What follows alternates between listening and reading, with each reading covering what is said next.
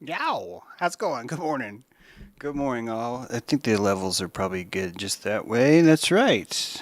That's right. It's a new Friday intro. Hope you like it. Thank you for everyone who appeared in the uh, in the video there. There's a lot of you. Yes, we've done a lot.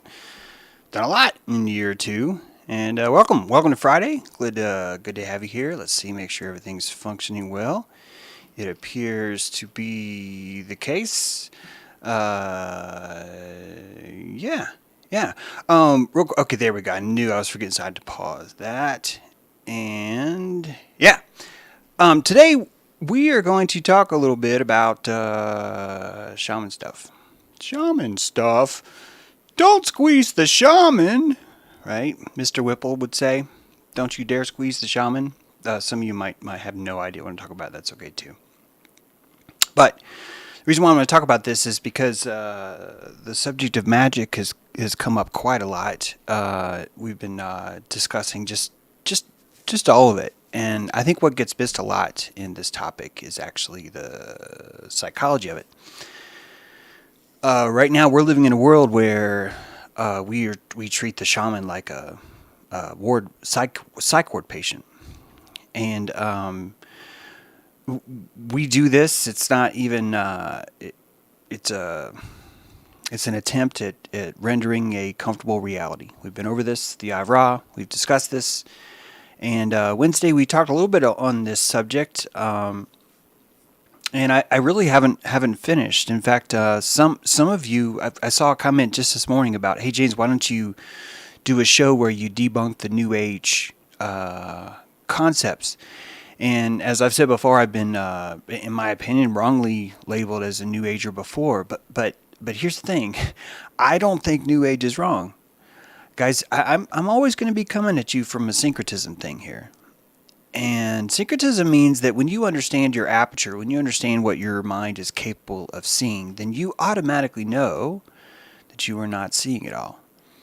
You know that. In fact, not only do you know that, you're glad about that, which is hard for some, and you look forward to that. The mystery itself is the dilation that keeps you awake.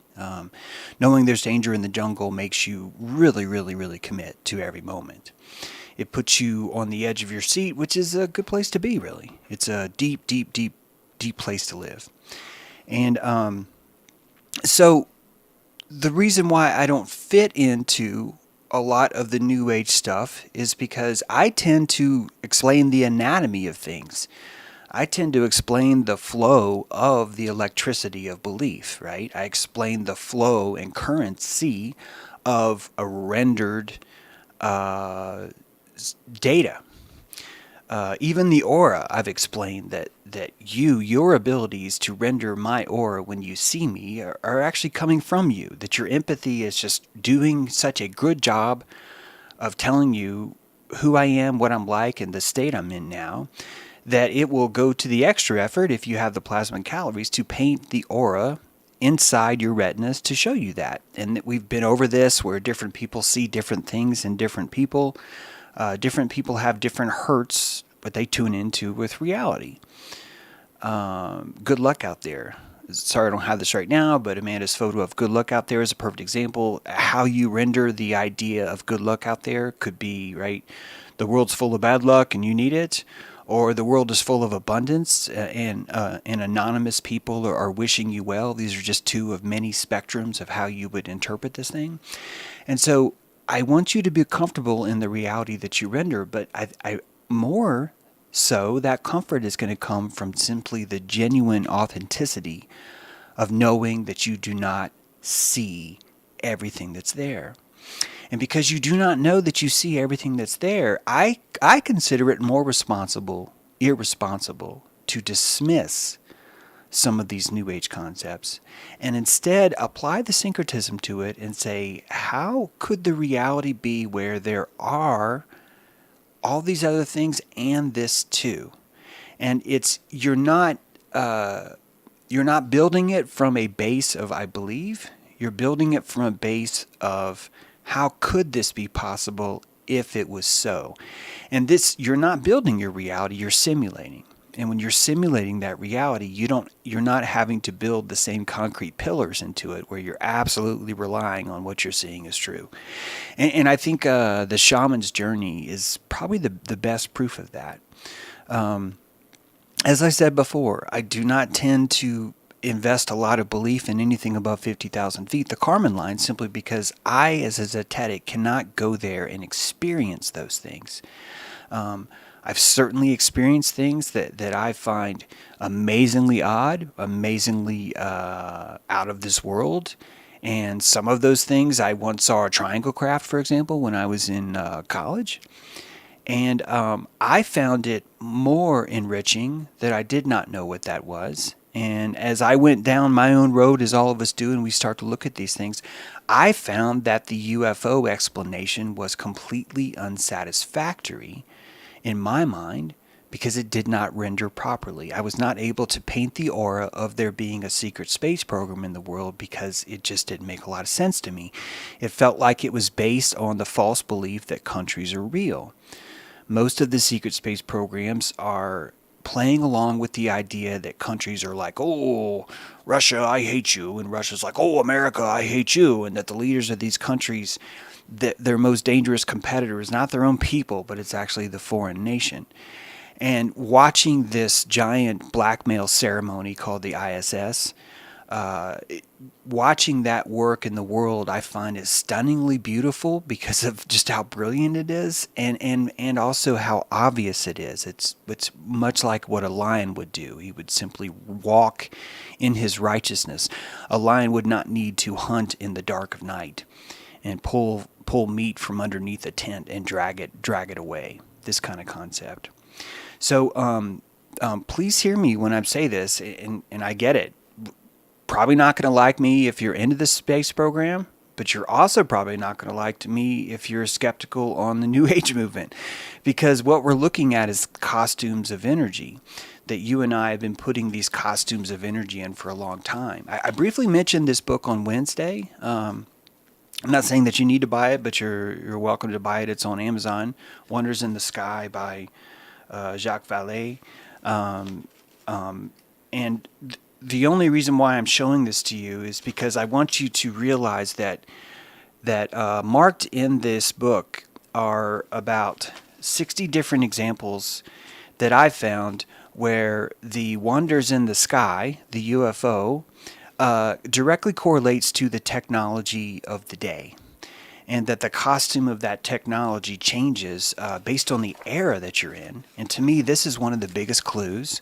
Not that UFOs are false, but that the energy that we're looking at is being interpreted by the aperture, by the amygdala, as something that we can relate to. Okay? And if you're stuck in objective reality, this talk is not going to be for you, because you're going to be looking for footholds that aren't there. And since we're going to be talking about schizophrenia here, you're going to really, really notice, James, why are you not giving any footholds? There's no ladder in this pool. And I want you to experience that this is what a schizophrenic lives. Their entire life is this way. And unless they can get medicated, or unless they can find enough people around them to say, hey man, maybe your world's legit, they have no choice but to drown. No choice at all. No choice at all. So as a quick example, make sure I found the right one. Please tell me that's the right one.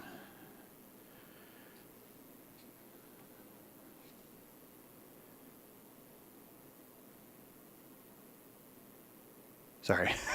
It was one of these on the page. I just need to figure out which one was the right one. Yeah, here it is. July 30th, 1878, Edwardsville, Kansas, USA. This is number 497, if you do happen to have this book. Unknown light rushes down the train tracks. Mr. Timmons said, one of the most substantial farmers and reliable men in Wyandotte County, reports that the section men on the KP road on my farm, seeing the storm coming up very fast, got their handcar on the track and started full speed for Edwardsville. They had run but a little ways when the entire crowd at the same time saw coming around the curve of Edwardsville what they supposed to be a locomotive at full speed. They jumped down and took their car off the track as fast as possible when they saw it was not a locomotive. Whatever it was came down the track, giving off a volume of dense smoke. That's the biggie there. With occasional flashes resembling a headlight in the center of the smoke. It came 3/4 of a mile from where they first saw it, then turned off the track at a pile of cordwood, went round it once, then went off in a southwestern direction through a thick wood. The section men came running to my house, evidently much frightened and bewildered by what they saw. Note: globular lighting may have produced this effect, as the ball of plasma could have been guided by the train tracks until it grounded itself. The duration of the phenomena, however, makes it most unusual. Now, globular, I think I said globular ball lightning is a legit phenomenon. I wouldn't classify it as paranormal. I'm not saying that it's not paranormal. I'm saying that if you think that, oh well, people are just seeing things that aren't there, that you're wrong. Globular lighting is something you could look up on YouTube right now, and the video is going to be stunning. It's not going to be like blurry and there's like it pans to a cat eating cigarettes or something, and you're just supposed to believe that all what was there. It's like verifiable phenomenon. Now, they're trying to dismiss that at the end as globular, which I have no problem with. But did you hear the sentence about whatever it was came down the track giving off a volume of dense smoke? Now, that volume of dense smoke came right after these men admitted that they thought it was a locomotive. And then after they admitted that they thought it was a locomotive and that it gave off a volume of smoke, then they come back around and say, it could have been globular. Now, keep in mind, when they're saying globular, it wasn't so weird to talk about globular phenomenon before electricity. It was more commonplace because you just saw it more, right? If electricity wasn't so abundant at night, you would see these plasma balls everywhere. The Brown Mountain Lights, there's a Brown Mountain a few miles south of here. It's very famous for that. I once took a date there. I provided us with the mushroom bisque soup cooked over a camp stove, and we huddled under a blanket and held hands and watched the Brown Mountain Lights. It was a beautiful time. Many folk songs have been written about these things. This phenomena is being rendered in a certain way, and the way it's rendered is going to be directly based on the comfort of the person that's seeing it, and that's why this is so important. It's also why it's so important that you can't dismiss things simply because they do not feel comfortable to you. The true nature of reality would have to be that you would have to constantly be telling yourself, this is not reality. This is simply what is comfortable for me to see. This is not reality. This is simply what is comfortable for me to see, right? Now, that's a tough mantra to say all the time. I don't think that modern world has ever been able to even say it. Why? Because they've been so stuck on this objective reality thing, because that's been the crutch that they needed to render their entire painting. It's no different than a painter who's never actually built his own canvas out of wood. He's never actually stretched his own canvas. He's always going to Staples or Michael's Crafts and looking in the bin for the discount canvases. Now, there's nothing wrong. You can render that reality. However, that reality is always going to be within the certain measurements of the canvas that was provided for him. The shape of it, all of it. So, it's not really reality. It's more conformity. And there's nothing wrong with that. You can live your entire life in conformity. Most of us do. It's a vital part of our survival. Conformity is. It saves us energy. But the shaman cannot conform. And it's not because the shaman's brave. Certainly there have been brave shaman. I'm not trying to say they're not, but I'm telling you, the reason why shamans emerged is not because they were brave. It was because they had no choice. They were battling a reality that they simply could not paint over like you or I could. Now, I'm making the assumption you and I are not shaman. I think that even seeing the truth of this corona is proof of shamanistic abilities. If you've been able to see this grander truth of what's been happening since the corona, I think that would qualify you as a shaman. I didn't say you're a good shaman, so don't be getting your feathers all all plumed and ready. You could be one, but I'm saying that is the emergence of the base shaman, that so many of us around us are able to see that kind of magic now because our aperture is open wide enough for it, and guess what? It's uncomfortable. It feels like shit. Most of the time. Most of the time it feels like shit to be able to see this stuff. And there's a comfort that you can find in the conformity of it all. And saying, well, that's a ball of lightning. I saw it on Wikipedia, right? Or, well, Russia has a nuclear bomb too.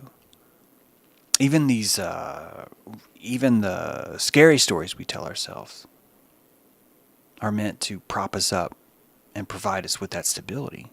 What can we possibly render right now that'll make this better? That's really what we're doing more.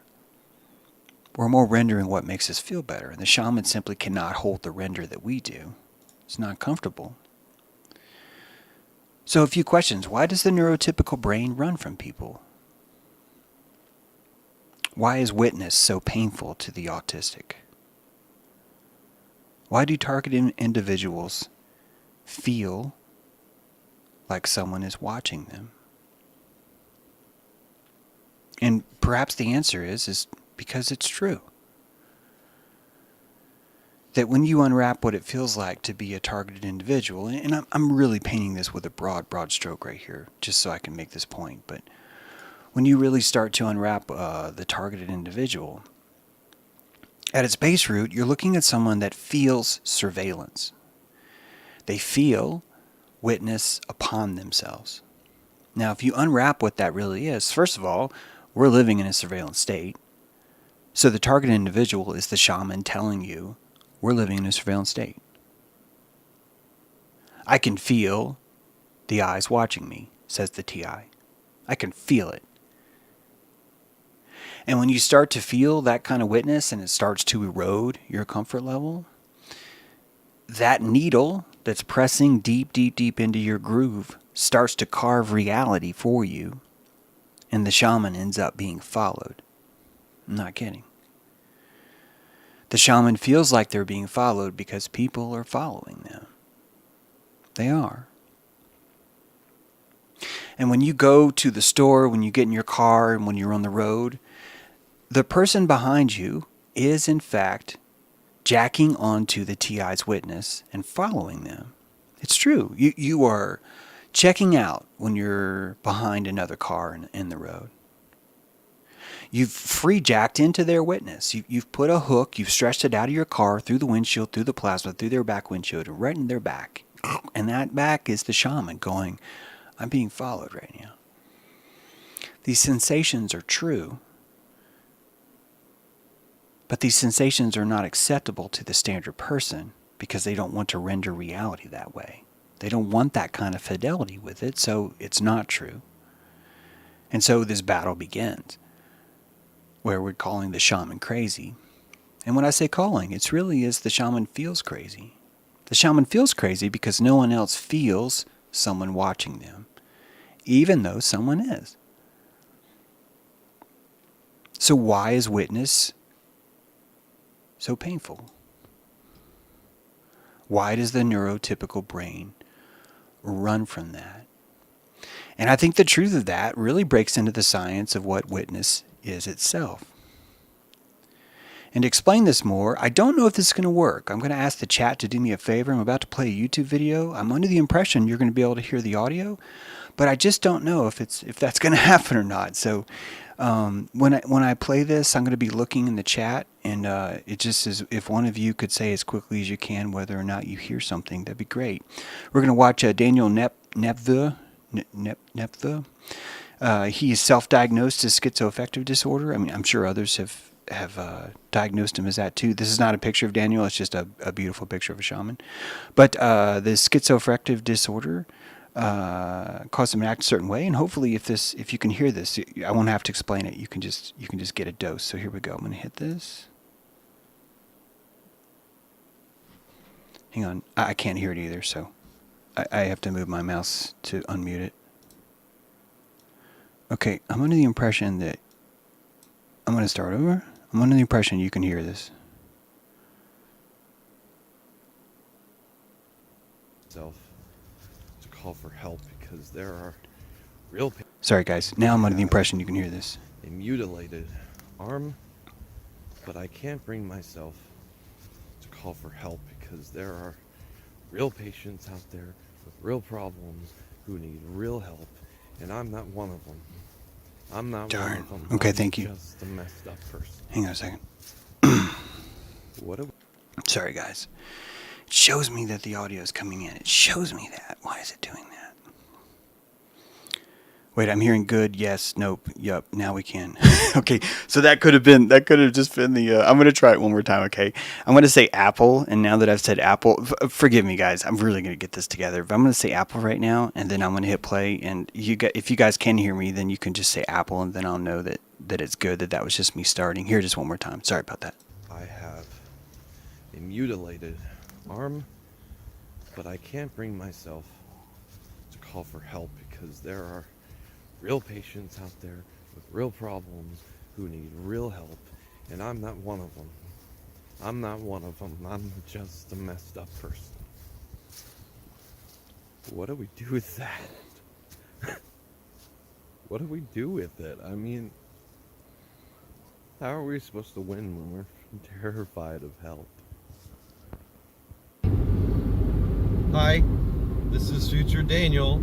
Just letting you know that going and getting that help was a horrible experience, and I feel bad for that Daniel right there. Doesn't know what's ahead of him. The hospital losing his pants and his wallet somehow, and him having to walk around in little paper blue pants for over a week at a forced committal. So, yay!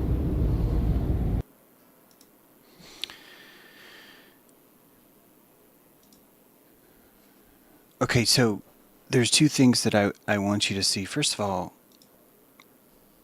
this is also Daniel, who's a paratrooper. And this is also Daniel here. And you'll notice that he's holding a sloth, a stuffed animal. And if you watch his hands, and more importantly, if you watch his eyes, I've got the volume off right now. I want you to watch his field. Do you see the worry on his brow? And this is before he went for help. Now with schizoaffective disorder, which is again what Daniel's calling what he has, here he is again.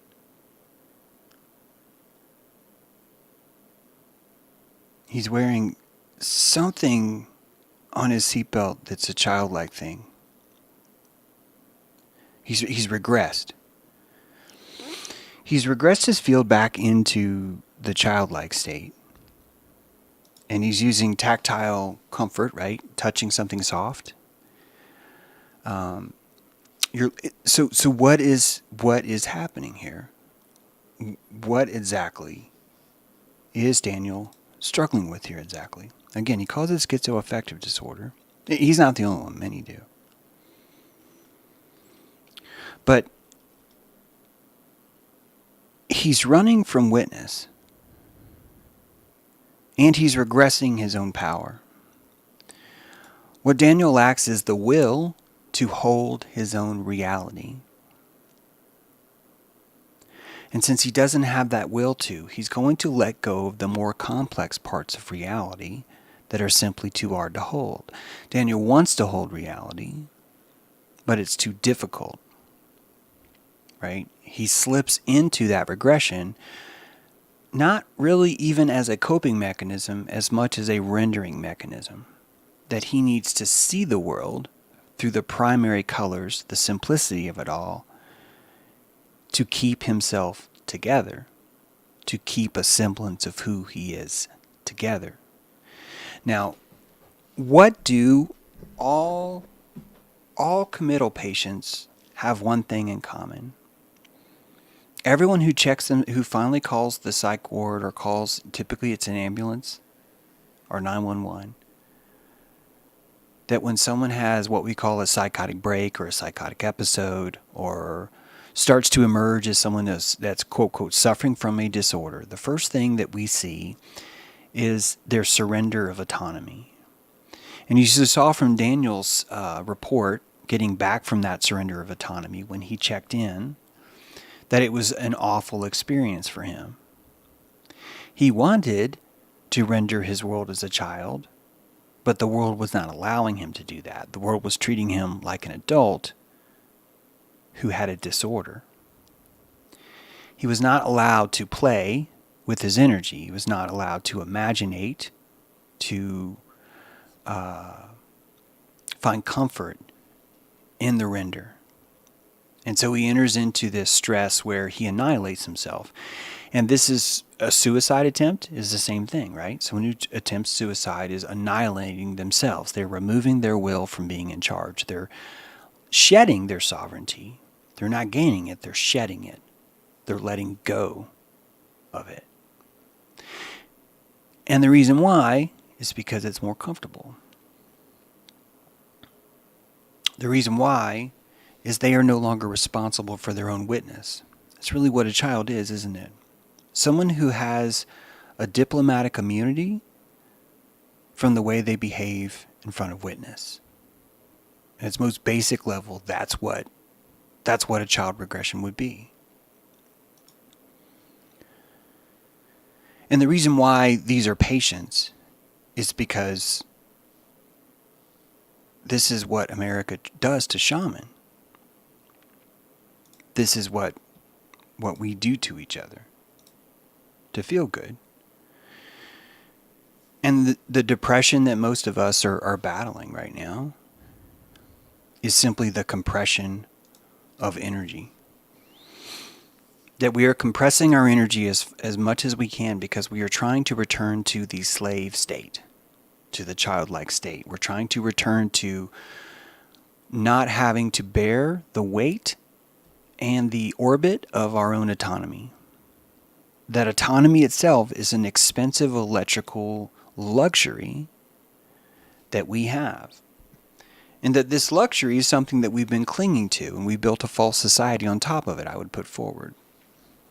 I'm putting forward that it's the false society that is built on top of that autonomy, which is part of why so many shaman, and I'm calling Daniel a shaman in this case, so many shaman are not able to cope with this world.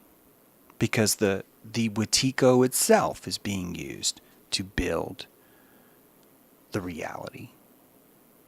Not only that, but it's being reinforced by everyone else, right? Daniel complained because he lost his pants and his wallet, but that's what is inside of his wallet? His identity. Daniel's complaining that he lost his identity when he sacrificed and surrendered his identity. Daniel was looking for, and he says this later, he doesn't say it this way, but he was looking for that padded psych ward where the sun's always out and you can just hang out in the grass all day. And sure, the food will be boring, but otherwise you'll be able to do what you want. His chief complaint in isolation was his lack of stimulus. Why? Because the Wetiko world doesn't render the ability for him to lose his autonomy. It doesn't render that as an opportunity to refuel. When Daniel surrenders his autonomy, that's a sign to attack. That's a sign to say, predator can eat this one. That Daniel's volunteering to be eaten by predator through the pharmaceuticals, that those are the teeth. And that's what keeps him stable. And this video will probably be demonetized because I'm saying that, because we are not supposed to ever say that. And I, James True, am not qualified to even talk about things like this. So it's wrong to even listen to this. And I would agree with that. I don't think that I have an eye on this that someone else doesn't. But I also know how many times this industry ignores the polyvagal theory, ignores the pharmaceuticals, ignores what's happening, and ignores the actual history of what reality has always been, which has never been this cut and dry, objective thing. Never. I'm telling you that the targeted individuals that we see now are shaman. And that the target that they feel is a legit threat that the village is suffering from, and they are trying to warn the village, but the villagers don't want to hear it. That the villagers have their Wetiko. Their surveillance narrative is true because we live in a surveillance narrative. Why are we calling the TI crazy when everything you say is being listened to, recorded? And why is it crazy for the shaman to be able to sense that? You can sense when someone's watching you. You can feel it on the back of your neck. When you're driving, you sense that a car's behind you. You could say it was because I saw it in my rearview mirror. That's fine. You could say that. You can. But probably what's happening is that you're sensing the witness hook into your back. You're sensing those hooks. You feel it. And we're punishing the feelers. We're punishing the seers, is what we're doing. Right? Not once has a chemical imbalance ever been found. Not once. And it's a $7 trillion a year industry, the pharmaceutical world is. From demons, to Bigfoot, to UFOs, to pharmaceuticals, we've been in a massive battle to contain our reality, to make it more comfortable. That the war that we have, the war of terrorism, is the war on rendering a reality which all of us can accept.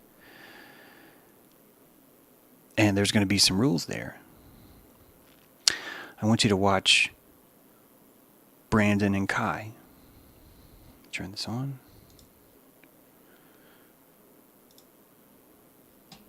I'm assuming you can hear this now. Wait a minute. You can't hear this because I haven't unmuted. Oh, come on. Much of the time, but mostly the only thing you ask is what would you like the world to know about you? So I wrote a little response to that. Would you like me to read that real quick? Yes, definitely. I'll go ahead and get that out of the way. Put a note card down. Okay, so I'm really not that interesting. That's pretty much the first thing I'd like the world to know about me. I'll try not to take up too much of your time, but I think what I'd really like the world to know about. I wanted to stop there because the first thing he's doing is trying to subdue himself, right? First thing I want the world to know is I'm really not that interesting. The second thing I want the world to know is I'm not going to take up too much of your time.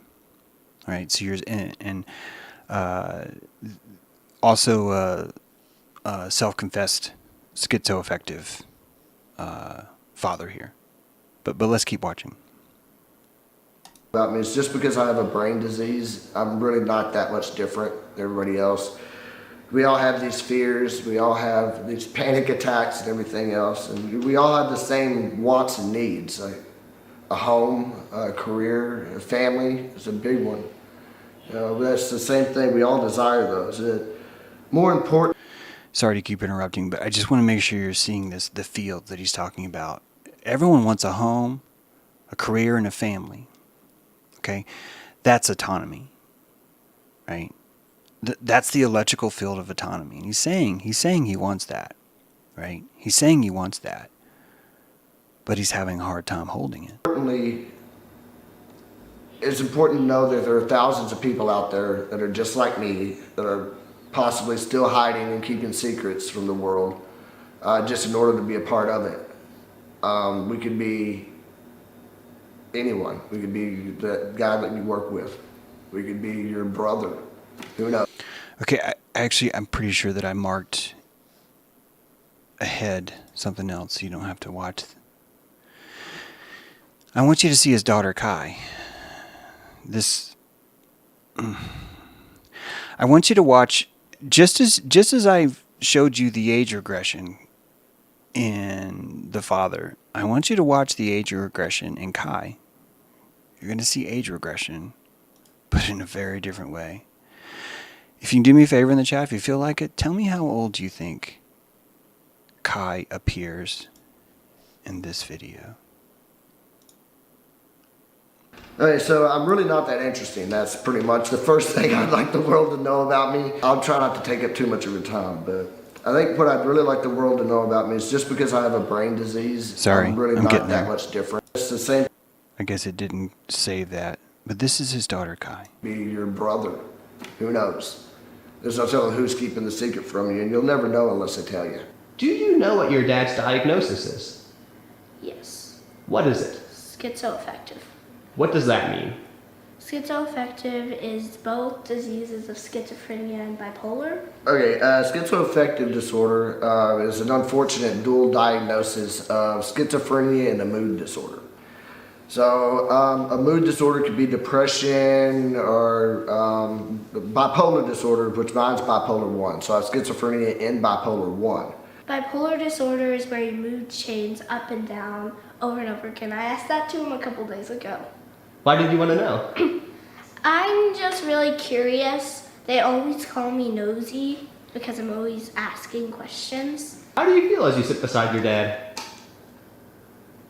Well, good, and I picked out his outfit. Yes, you did. I did. I cannot be trusted to pick out my own clothes, man.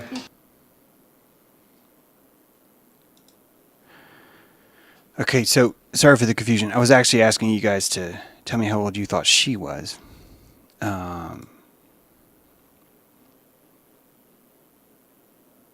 And you see it, right?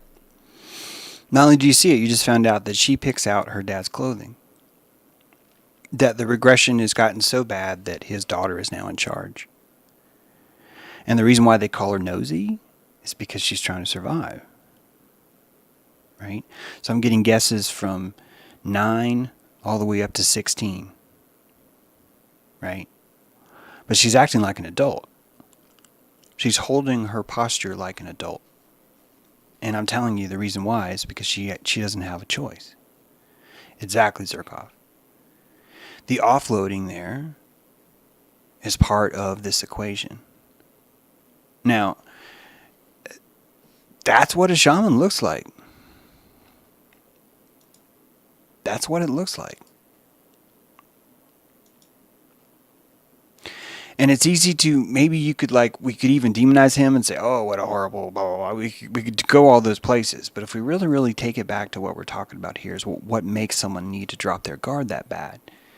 It's going to come down with their grip on reality. It's going to come down to how hard is it for people to render a reality that's complacent with everyone else's reality. And to answer B's question in chat, the reason why it doesn't matter if he has a brain disease or if he's been convinced of one is because it's allowing his autonomy to finish flowing. Just as you saw Dan earlier check into the psych ward, so too does this dad check into the daughter's care. Taps into that field. And it goes on to say that they were in Walmart and he's having to ask his daughter, is this person that I see real? That he's leaning in and asking her now, that I see something crazy in Walmart, is that person real? And now his daughter holds the responsibility of holding the reality for him. That she is his rock now. That her job is to tell him what reality is. This kind of stuff is rampant. And it's systemic. It's built into the world. There are people that act this way normally and that they would never make it onto a YouTube video because not once would anyone ever consider that something was wrong or something was off. We're only seeing the extreme cases because those are the only cases that people would consider worthy of recording. Now, Kai's in for a world of hurt. Because she doesn't have a choice, right? She's abandoning her childhood to hold this, to regress, use her shamanic magic to grow the fuck up overnight. And the only way she can do that to help her dad is by losing her childhood. She's giving that away. And after her dad's gone, she's going to feel the brunt of that. But right now, she doesn't hold the delicacy to even understand those things. And her father is not capable of rendering any kind of autonomy for her. He's not able to send his plasma out and compassionate for her because of his own condition, because of his own center where he is. This is a very common case. This is not an odd one. And I don't mean to pick on them if I sound like that. I don't think I do. If you want to say I am, then that's probably something that happened before the stream. But this is where shamans are right now. If we were to try and form a shamanic army, we would have to go into houses like this and say, Guy, this is not normal. And that it's going to take a village, right? It's going to take something larger than you. And I would say right now, Kai is probably feeling proud of herself, right? She's probably feeling like, yeah, I'm doing this. I'm doing a great job. And she is. You can see how she carries herself. She's so much older than she's supposed to be right now.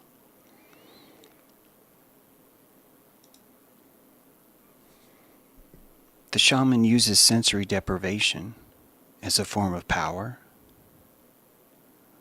The psych patient uses sensory deprivation as a form of punishment.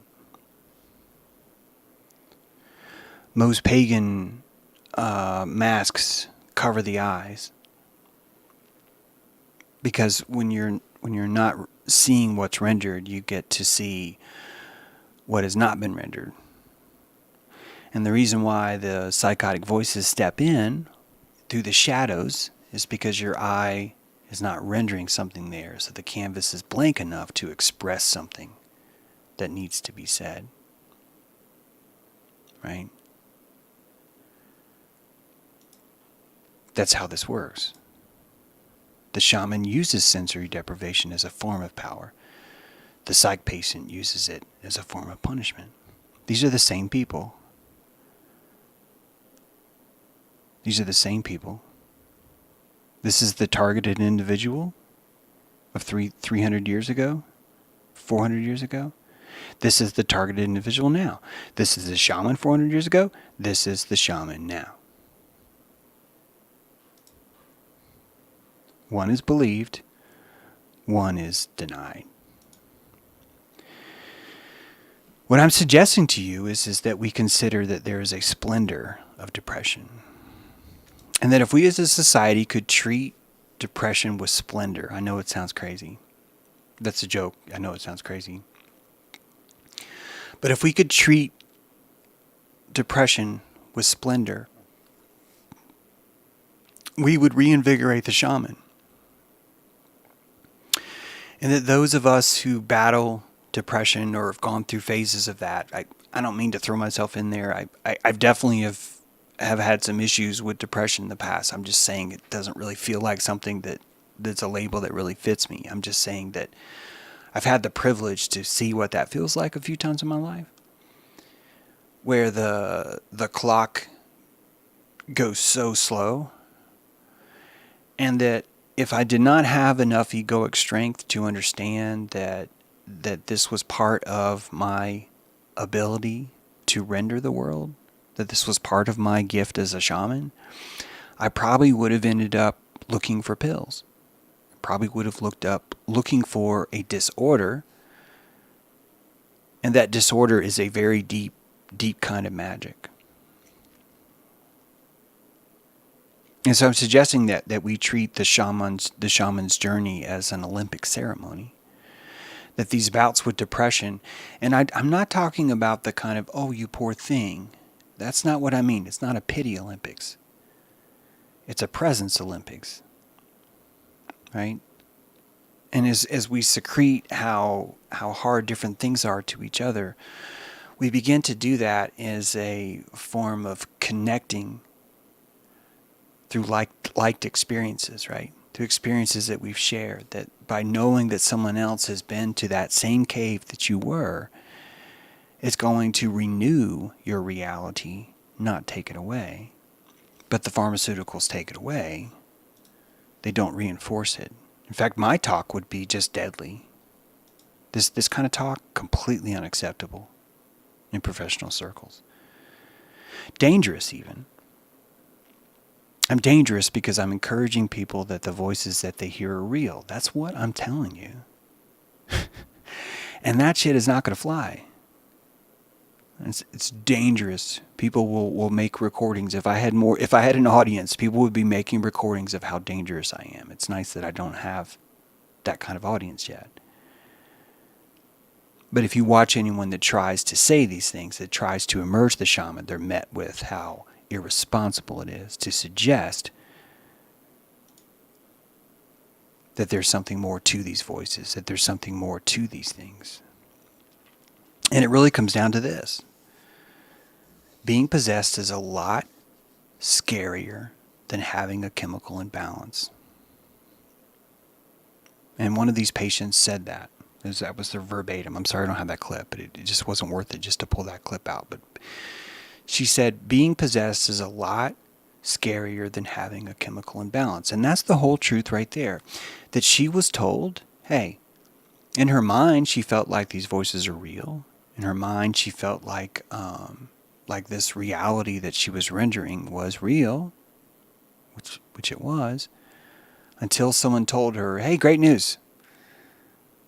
What's really real is that you have a chemical imbalance. And her instant reaction to that is relaxation. Her polyvagal let go. Because she instantly sees how disarming a chemical imbalance is compared to I am possessed. That I have a possession by these voices. And because the clinician will never ever talk about or acknowledge the voices, and this is a true bona fide fact, it's in the manuals that are saying do not encourage voices. Never ever suggest that the voices are real. That's the standard application for these kinds of issues. That it makes it even worse because the chemical imbalance is the only rational thing that they even have to cling to. It's the only option that's even left on the table. When you could go deeper with those voices, when you could look to that person and say, hey, maybe the reason why you feel targeted is because you have really fucking impeccable sonar. That maybe your radar is so in tune that you're simply picking up on real things. And those real things are amplified until you learn to relax in your cockpit and accept them. And when I say amplified, it would mean that someone literally is following you. Someone is relying on your witness to steer your car between the lanes so they don't have to pay attention. All they have to focus on is your brake lights, right? They're tapped out of steering. They're tapped out of everything else. They are possessing you. And the only thing that's going to make them stop is your foot on the gas, on the brake. That you feel that because it's true. And when you're in a hotel because you've checked out of your home, because it feels like there's listening devices and they're coming through the walls and they're tapping in on you, it's because there's a listening device in the hotel room next to you. It's called a laptop. And it's listening. Now, because of your technology of belief, because you're a shaman, because you're a badass, because you have this ability at this perception, you start to carve your needle into reality. You start to create people following you because you've carved the groove so deeply into this reality that other people simply comply. Well, James, who would just comply?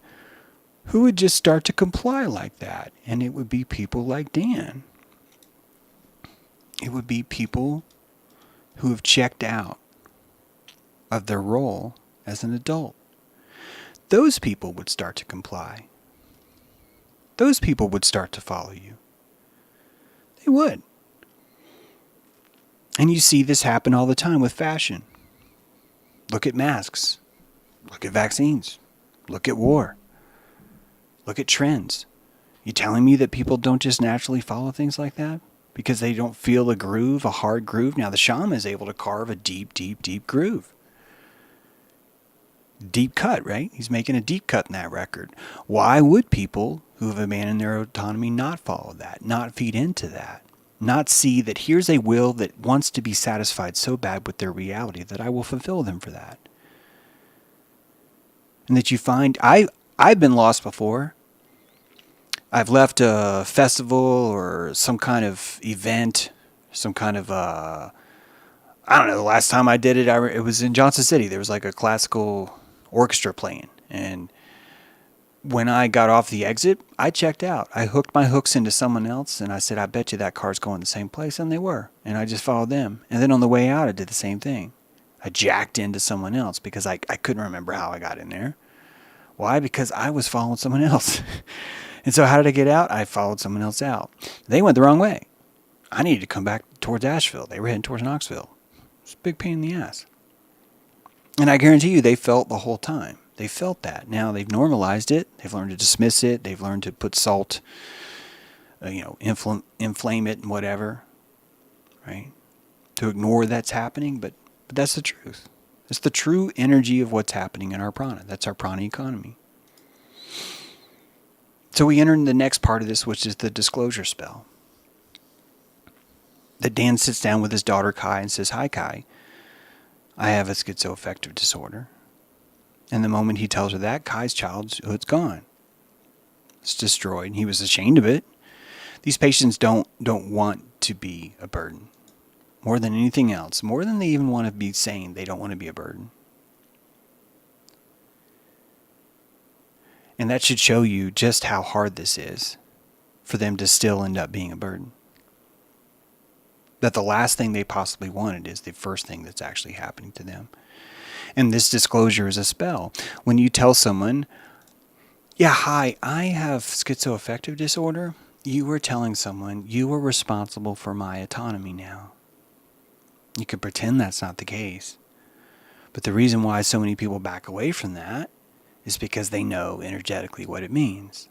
They know that. They're like, oh, you don't want to be responsible for your autonomy anymore. You don't want to be pilot anymore. That's going to be a problem.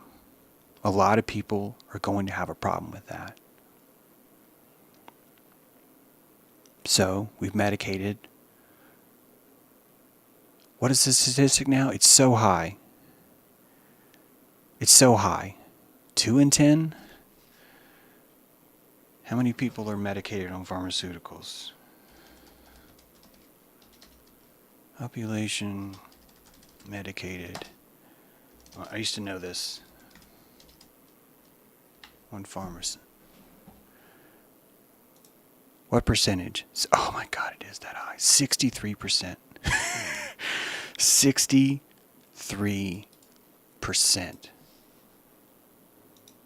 of this population is a shaman. 63%. And not only that, but they're suppressing it with drugs. 66%. Amazing, right? Amazing that we're normalizing all that. And what are we normalizing? That we don't want to believe in shamans. That's what we're normalizing. That, you know what, having a central reality is going to be so much worth it. I know shamans are going to suffer, but they'll die. And then we'll have this normalized reality and it'll be good. That's the conversation we've had. And even when 66% of the Aquarian shamans are medicated, it shows you what's really happening. There's not a single species out there that decides 66% of them needs to be medicated to function normally. But here we have that. Not only that, but those people have given away their autonomy, not to their family, but to a pharmaceutical company. And what makes it even worse is that those pharmaceutical chemicals are not being filtered properly by your standard sewage system. Why? Because they're too small. That the particulates that they're cleaning out are not coming out. Which is why so many of us are having estrogen, testosterone, atrazine, all the other stuff, Zoloft, all of these chemicals, all of us are taking collectively because it helps to remove this problem we're having with shaman. It's a problem. The epidemic isn't the pharmaceuticals. The epidemic is there's too many shaman out here. Daniel explained, that was the first patient, that it felt like his soul was being stolen through the camera. And I wanted to explore that because to him, witness is the extraction of life force. And as a shaman, that would be very valuable if you were to really want to unwrap what this energy means, how this energy really works. You'd want to understand this. And so if witness is an extraction, then it would make sense that if someone takes your picture, they're extracting something from you. And that every time someone else looks at that, they're witnessing you. And that you would have no control over that. And so that would feel very odd to you because of how sensitive you were to the environment, because of your fidelity, because of your resolution, not weakness sensitive, the resolution.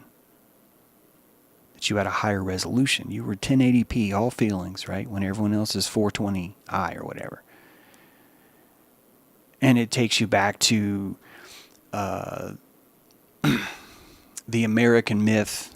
I don't know if it's American or Native American. I don't really know, because it probably all came from movies, but I don't know how true that is. But the idea that a Native American didn't want their picture taken because it felt like their soul was being taken. That you're looking at a culture that was normalizing shamanism, and that it was normal for every person normally to feel, well, yeah, if you take a picture, it's gonna hack my witness. But now we take that same notion and we medicate that notion now. We say that notion is medicatable, that it should be medicated, right? And I think the reason why this is the case is because anonymity is a lost art. Now, if you think back to what life was like long ago, I would put to you that there were probably, just like when you were a child and you would have moments where you would play, you were a superhero, or you were an underground miner, or you were a space cowboy, that you would go through periods where for an hour or two you were that character, right? Where you were no longer you were that character instead. And that before Wetiko, before society, before the subjective reality got so strong, those characters could last for days, weeks, months. And that those characters wouldn't be limited to childhood. That young adults on vision quests would enter into the state of the elk. I am the banner elk now. And a man takes off his clothes, paints his face, and becomes an elk for 5 days. Why? Because that's who he is right now. And for 5 days, he's going to have this vision quest where he tracks like an elk, he thinks like an elk, he fucks like an elk, he pisses like an elk, he does all those things. Because he's alchemizing that elk energy. So that we would call crazy, but the person that archetypally dreams of having an elk, we would medicate. That the secret to that vision quest is not to have a vision quest, but to have an anti-vision quest. Pharmaceuticals are an anti-vision quest. That the only way that all of us can resolve in the village that all this is okay is for people to stop having visions. It wasn't to curtail the visions, it wasn't to explain the visions, it wasn't to use the visions as medicine for the tribe, which is the role of the shaman. It was to squelch that stuff. that stuff couldn't be here. We can't have that, right?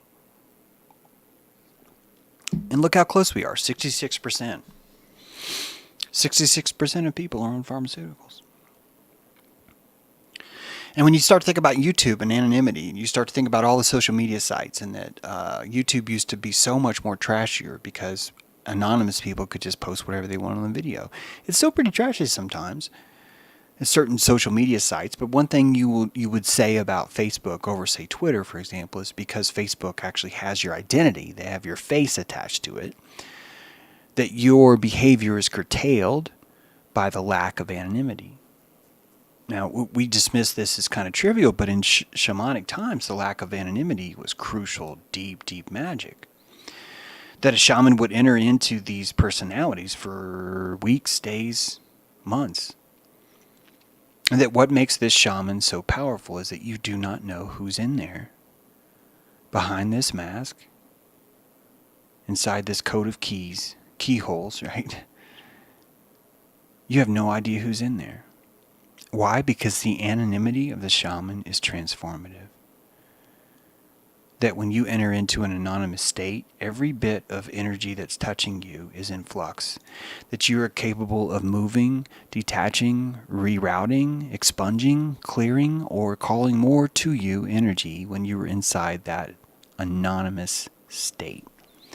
And that anonymous state has been the secret to shamanic magic forever. Forever and ever. Where's my thing? I had another picture here. Where did it go? Here it is.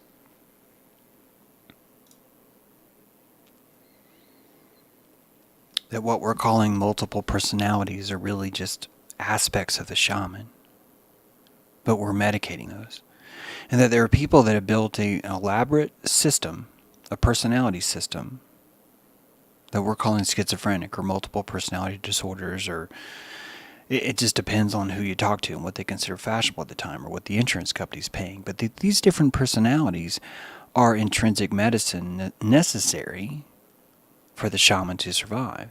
And that he wears these masks to cleanse himself and to cleanse the field because he would have no choice. Why? Because that's how good his radar is. His radar is so hot that if he doesn't scrape that antenna dish every day, it ends up being a disaster. And so the shaman ends up using these different personalities as a form of cleaning. And the highest magic in the world happens behind the mask. That's why we use it. That's why we have these techniques. That's why we struggle. That's why we're in denial about our mental health and our reality. I'm not convinced that there are not reptilians. I look at the that story in India, right? Forgot their name last time too. The serpent people in India, the Toltecs. No. I think that you're going to have a better time at reality if you stop trying to insist that it's in concrete. And that even when you enter into an anonymous state, you would be able to clear your reality and rebuild a new one. And that part of what makes humans so unique and so special is that from a very young age, we've had this innate ability to warp reality through anonymity, through the magic of masks. Masks, right? Through the magic of this high alchemy. But we have such a sterile idea about it because demons were too scary. Demons were so scary that someone came up and said, "It's not a demon, it's a virus. It's inside you." And that would satisfy the need that I feel like there's this possession inside myself. It would satisfy that category, but now it would be sterile. What are asteroids but the cleanest demon you could imagine? The very cleanest demon you could possibly imagine is an asteroid, right? It's devoid of all teeth. There's no fangs on an asteroid. It doesn't drink your blood. It doesn't want to have sex with your daughter, right? It doesn't want to do any of those things that a demon would want to do. It doesn't try and sneak into your house, right? It just comes and it crashes and it didn't even mean it. It wasn't even personal. So it's like the best demon ever is an asteroid. Because 66% of us are pharmacologically tainted into a cubicle reality, right? Into little boxes, little ticky-tacky boxes. Made out of salt, by the way. Made out of salt. The lessons are dangling in front of us. They're so loud. They're so loud. The globulous thing that was seen on the train tracks had smoke because it was the only way those people could render something coming down the train tracks. They rendered the smoke too. Why? Because that was the only way they were going to be comfortable with this. It took a while for their aperture to accept the idea that this wasn't a locomotive. In fact, when you read the story, you saw that the globular entity circled around the woodpile a few times. And that was a pranic agreement between the viewer that it wanted to see more of this energy. that it was animizing that enemy. It was able to animize that energy through its own witness. Its own witness was able to say, hey, will you do a turn around the woodpile? I want to make sure that you're grounded actually in this world. And if you were to fly around the woodpile, I would see you disappear and show up again, and I'd see some shadows, and it would just really blow me away. And that globular entity agrees. So what made it agree? Is it rendered in our head like an aura? And if so, is everything rendered in our head like an aura? When I tell you that the reptilians is the abandoned plasmic energy that's collecting on the roof of this dome around the Zeta Reticuli region, and we feel safer by saying it's actually 16.7 light years away, that is animism. And that we are doing the best we can to find the reality that's as clear as we can make it, but as comfortable as is needed for all of us to unanimously agree. Because reality is a unanimous vote. And that you are defining your reality by the people that are in your room, by the people that you are requiring to support your autonomy, just like Kai is doing for her dad. That all of us, 66% of us especially, are jacking into those around us, even our own children, to say, prop up my reality. We went to the moon. It was 19 box cutters. Russia's a year away from having a satellite, right? A giant asteroid's coming to kill us all. There's demon living inside of you. And if you don't cover your mouth and take the shot, it will kill you. It will take your life. 66% of Americans are pharmacologically altering their reality. That's why you need the best apocalypse ever. That's why you need something so ridiculously Building 7 with Wayne Sexton on top. It's the only way you'd break through. That's the anonymous spell behind a mask. Just like I Pet Goat 2. Just like that dude dancing around the fire, right? With the different masks on. Exact same kind of shaman magic. Waking up the exact same kind of people that it needs to bring this in.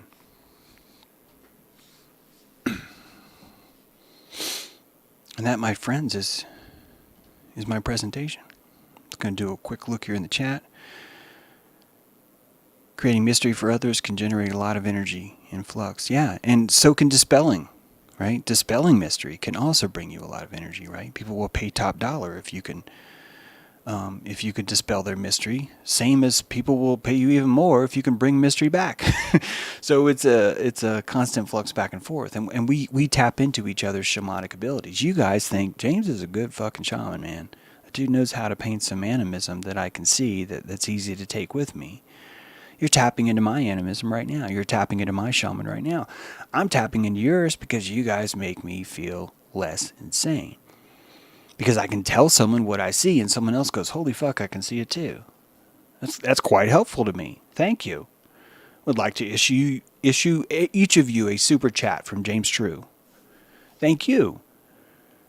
Thank you for watching me because it helps the same way. See, it's a two-way street. The witness is an asynchronous connection, as we like to say. Sometimes it's the reverse. People feel safe behind the screen and act in ways they wouldn't in person, of course, because the screen itself would be that mask, right? Your social ID, your driver's license, is that mask, right? I feel that. I was diagnosed in 7th grade with clinical depression, but I refused to take pills. I just didn't want to go to school.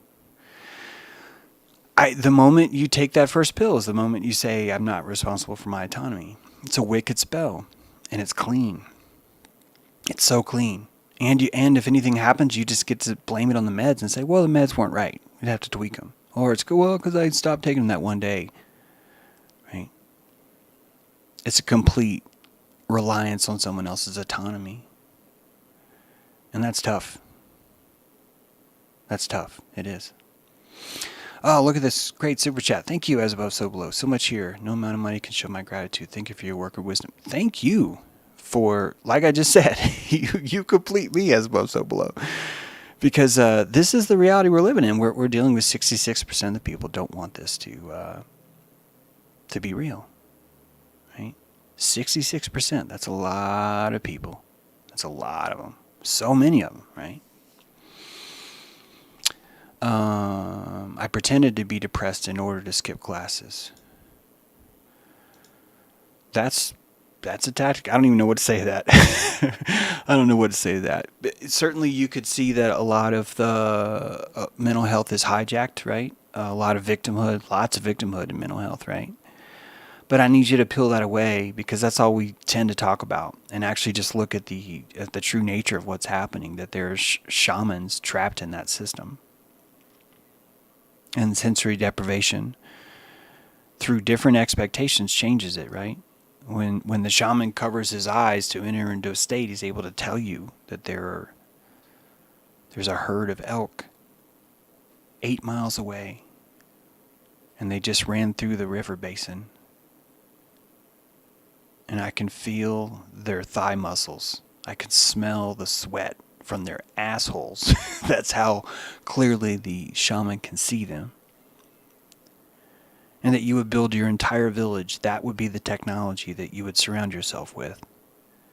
And that if you wanted to take over that world, you would need to convince everyone that that technology is evil, Demolog, King James book, and that that technology was wrong and it needs to be medicated. So you end up with this, right? You end up with where we are now. I enjoyed your Talking Dojo radio last. That was great. Yeah, Sarcastic Warlock. That dude is frickin' on point. I wish that he could talk more during the show. That was my thought. I wish that the show had more sarcastic on there. That dude has so much frickin' honey that I want everyone to drink that up. It's great stuff. Yeah, it's a great event. We're working on that. Speaking of that, we have a dojo today, and some of you guys might need to come to that dojo.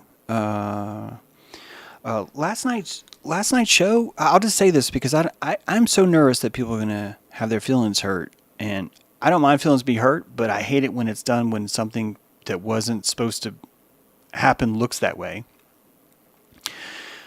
I've been suggesting to Eric, the owner of Esoteric Journeys, I don't know what it's called, but the creator of Esoteric Journey, the radio show we did last night, and I've been trying to do it myself, of having a tighter, smaller panel discussion about certain issues. When I say tight, I mean like 3 to 5 people max, like max.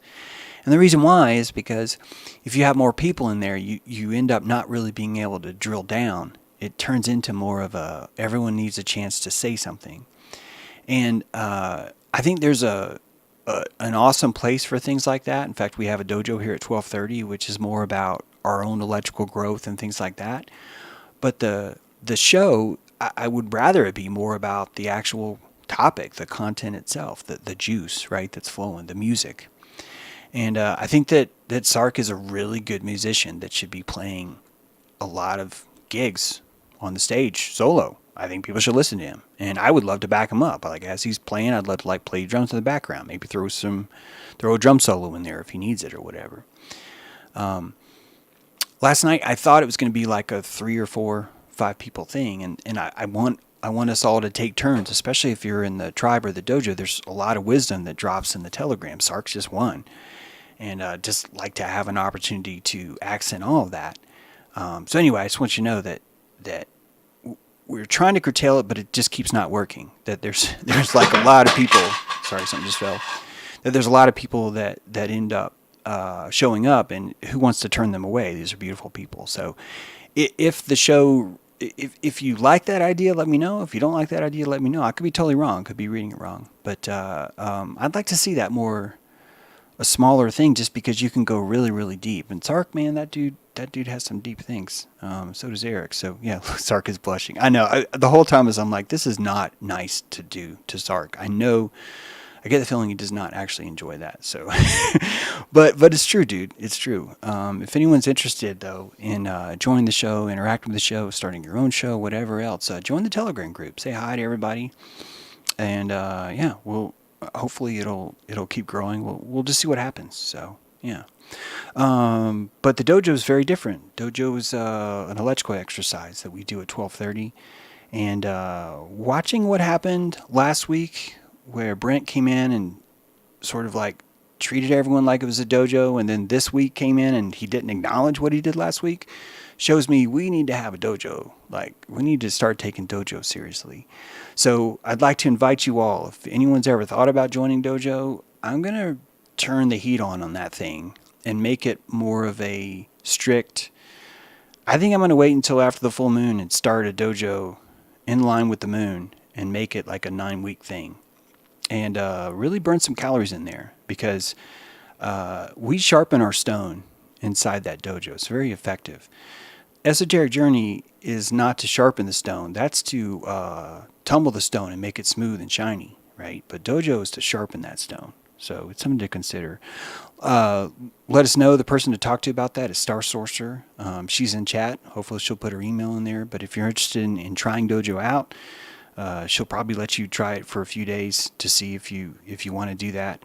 But yeah, I think maybe we might ramp that up a little bit, because when dojo is taken seriously, it's like good medicine. It's not like an esoteric journey though. It's a very, very different thing. So a different process, different art. But yeah, there's the link. Really want to thank everybody for being a Patreon. Thanks for helping the show. Thanks for keeping it alive. Patrons really are the ones that are running the radio shows we're doing and the dojo and everything else like that too. So all good. If you want to tap into your shamanic powers, come to our witness. It's some of the finest you will ever find. So yeah, you might have time now. There's 13 minutes until dojo starts. So if you can contact people quick enough, or pop into that Telegram group or whatever, you can test it out and see what you think. So thank you for being here. Hope you enjoyed the show, and hope to see those who we're supposed to see later. And yeah, bye for now.